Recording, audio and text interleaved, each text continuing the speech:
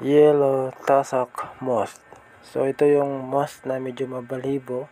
So di ko alam paano i-pronounce yung T-U-S-S-O-C-K.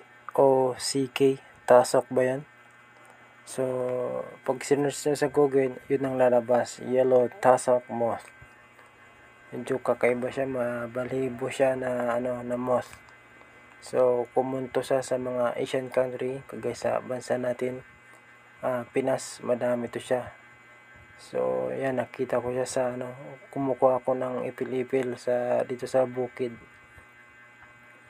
So madaming klaseng moth dito sa Pilipinas.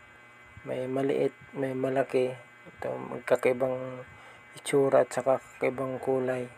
So isa dito yan, yung itong nasa video ko, itong yellow tussock moth. So